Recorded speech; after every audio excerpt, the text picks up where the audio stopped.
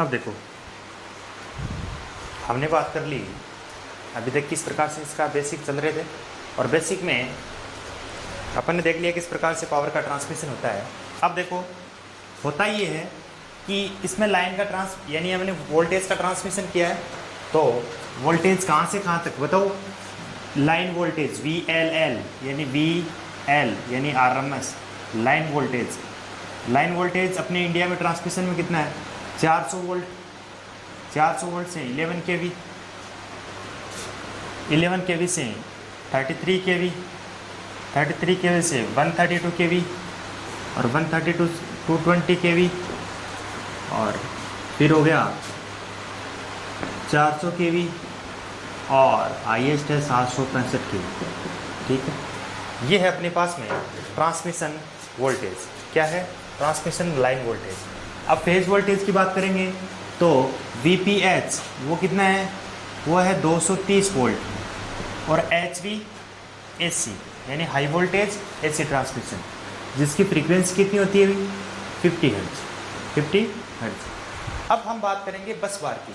क्या होता है बस बार, तो देखो अभी टर्म आया था एक बस बार, तो बस बार क्या होता है, बस बार अपना ये होता है कि बस बार इक्वी पोटेंशियल पॉइंट होता है। क्या होता है, equi potential point, equi potential point. ठीक है, अब इक्वी पोटेंशियल पॉइंट का मतलब ये अपने पास में वोल्टेज है। क्या है, ये लाइन है दो, ये दोनों बस बार है। इक्वी पोटेंशियल पॉइंट का मतलब जैसे मान लो इस वायर और यहाँ से हमने किसको सप्लाई दे दिया, AC को सप्लाई दे दिया, तब इनको भी वोल्टेज कितना मिलेगा, उतना ही मिलेगा। इधर फैन को दे दिया, इसको किसको दे दिया, फैन को दे दिया, इधर किसको दे दिया, फैन को दे दिया। ठीक है,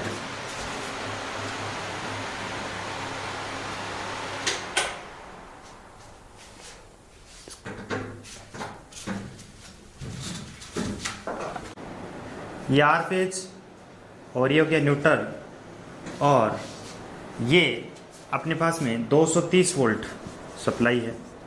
ठीक है, तो यहाँ से हमने ये इक्वी पोटेंशियल बार है, और ये AC को दे दिया, ये फैन को दे दिया। यहाँ से हम चाहें तो कोई अदर अपरेटस जैसे मान लो TV को यानी सप्लाई दे दिया। तो बस बार क्या है, बस bar is a common potential point to the all electrical apparatus. ठीक है, तो ये इस तरह से हो गया बस बार। तो बस बार क्या होता है, common potential point for the all electrical, bus bar is a common potential point to the electrical equipment connected. ठीक है, तो ये हो गया बस बार। अब हम देखेंगे कि इसके ऑब्जेक्टिव क्या है पावर सिस्टम के। What is the objective of power system, power system के ऑब्जेक्टिव क्या है, उनकी हम बात करेंगे।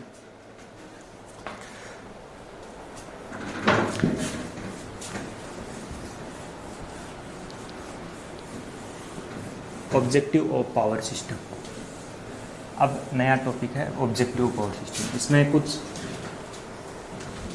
बेसिक ही चल रहा है, फिर हम स्टार्ट करेंगे आगे नया एक एक टॉपिक लेके। Objective of power system,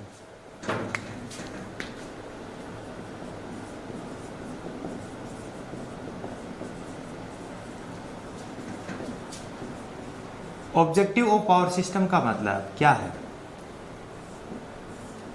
objectives of power system क्या होता है ऑब्जेक्टिव। पहला ऑब्जेक्टिव है the cost of the electrical energy must be minimum. क्या होगी, the cost of the electrical energy, the cost of the electrical energy पर kilowatt hour is minimum.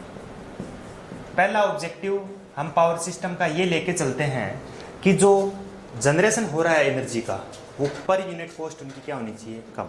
अब एक बात बताओ, यदि यूनिट की कॉस्ट ज़्यादा होगी आपने इलेक्ट्रिसिटी का ये ऑब्जेक्टिव ध्यान में नहीं रखा कि उसकी यूनिट की वैल्यू, यूनिट जो घरों में आप बिल पे करते हो अकॉर्डिंग टू यूनिट पे करते हो, तो यहाँ पर यदि किलोवाट आवर यानी यूनिट की वैल्यू जनरेशन में अपन ने ये ध्यान में नहीं रखा कि उसकी कॉस्ट ज़्यादा और कम होनी चाहिए, ज़्यादा होगी तो फायदा क्या, तो उसको ऐसा रखा जाता है कि कॉस्ट ऑफ द यूनिट क्या होनी चाहिए, मिनिमम होनी चाहिए।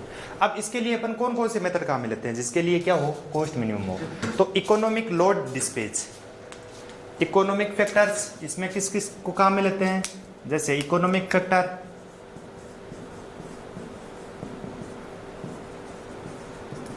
ठीक है, इसके लिए इकोनॉमिक लोड फैक्टर, इकोनॉमिक जो load factor, economic load analysis जो होता है, economic load dispatch,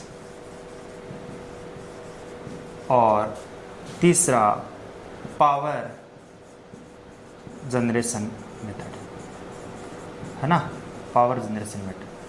power generation method यानी कहाँ पर कौन सी, जैसे जहाँ पर पानी ज़्यादा है तो वहाँ पर अपन ने हाइड्रो पावर प्लांट लगा दिया, ठीक है, उस हिसाब से जनरेशन मेथड के हिसाब से भी इलेक्ट्रिकल एनर्जी मिनिमम डिसाइड होती है।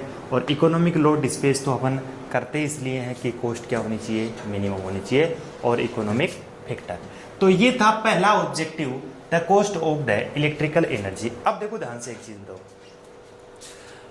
Load through out the day, पूरे दिन में लोड बढ़ता है कि घटता है या कांस्टेंट रहता है। अभी जैसे क्लास नहीं स्टार्ट हुई थी उस टाइम एसी नहीं चल रहा था मान लो, ठीक है, सारे इक्विपमेंट इलेक्ट्रिकल इक्विपमेंट बंद थे, तो उस टाइम जो सिस्टम के ऊपर यहाँ पर जो ले रहे हैं वो लोड हो रहा था क्या, यहाँ पर तो लोड कनेक्टेड ही नहीं थे, जीरो कनेक्टेड थे, तो पावर सिस्टम पर इसका भार नहीं होगा। लेकिन जैसे ही अभी क्लास स्टार्ट हुई लोड बढ़ गया, ठीक है, यहाँ पर इलेक्ट्रिकल इक्विपमेंट चालू हो गई, दैट मीन्स यहाँ पर क्या चालू हो गया, यहाँ पर लोड बढ़ गया। दैट मीन्स अब ये कोई ज़रूरी थोड़ी है कि अपन की मर्जी, कंज्यूमर की मर्जी, जितने जब चाहे लाइट को ऑन करे जब चाहे बंद करे, ये तो वेरिएबल होता है ना। इसलिए load on the power system is variable through out the day, पूरे दिन में जो लोड है पावर सिस्टम पर वो क्या रहता है, वेरिएबल रहता है।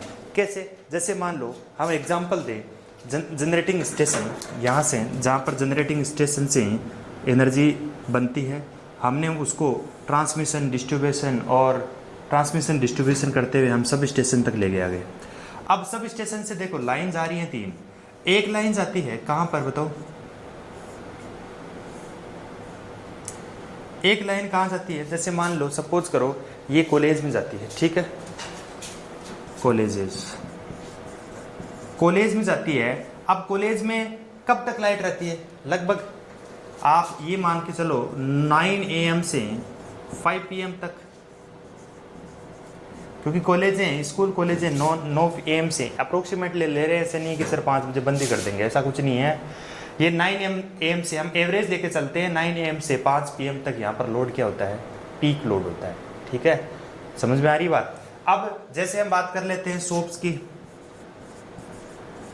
शॉप्स में लाइट सुबह 10 बजे के लगभग खुलती है, मान लो 10 AM टू रात को 10 PM तक, इनमें क्या रहता है, लोड रहता है।